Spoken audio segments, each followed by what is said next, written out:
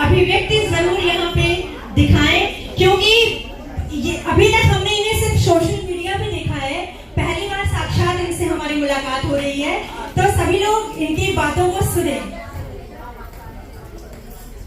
या देवी सर्वभूतेषु मातृरूपेण संस्थिता नमस्तस्यै नमस्तस्यै नमस्तस्यै नमो नमः। आज भूमिहार समाज के द्वितीय वर्षगांठ पे मैं सभा में विराजमान सभी मातृशक्तियों का आदर से अभिवादन करती हूँ। एक महिला में ही ऐसी शक्ति है जो इतनी बड़े समाज को संगठित करके यहाँ पे प्रस्तुत कर सकता है, क्योंकि तुलसीदास जी ने भी कहा है कि पुत्र पवित्र किए कुल तो,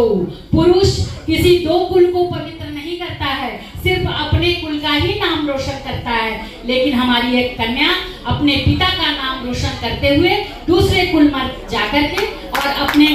ससुराल पक्ष का, अपने पति का और अपने पूरे कुल का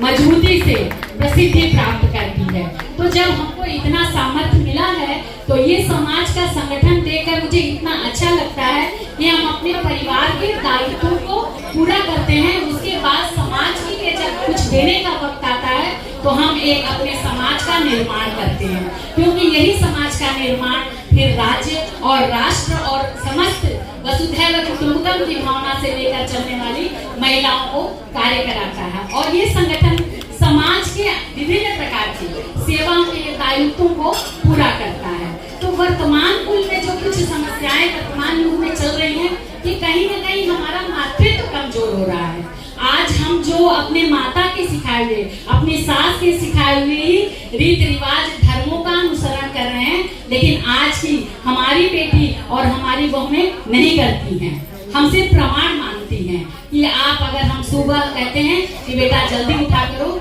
सूर्य को जल दिया करो, तो वो हमसे प्रमाण मांगती हैं कि क्या प्रमाण है, आपकी माँ ने कहा था आप करती हैं, मुझे इसका प्रमाण दीजिए। तो मैं सभी बहनों से ये अनुरोध करूंगी कि हमारे शास्त्र के, पुराण के ग्रंथों को आप जब भी थोड़ा सा रील देखती हैं तो उस समय उनको भी देखा और सुना करिए कि हमारे इसमें हमारा वैज्ञानिक दृष्टिकोण क्या है हमारे धर्मों को करने के लिए, क्योंकि आज के बच्चे पूरा धार्मिक भावनाओं को मानने वाले नहीं हैं, उनको अपने तर्क की कसौटी पे कसना है। तो अगर हम माताएं या हम दादी बनती हैं, नानी बनती हैं, तो आने वाली जनरेशन को अगर हम अपने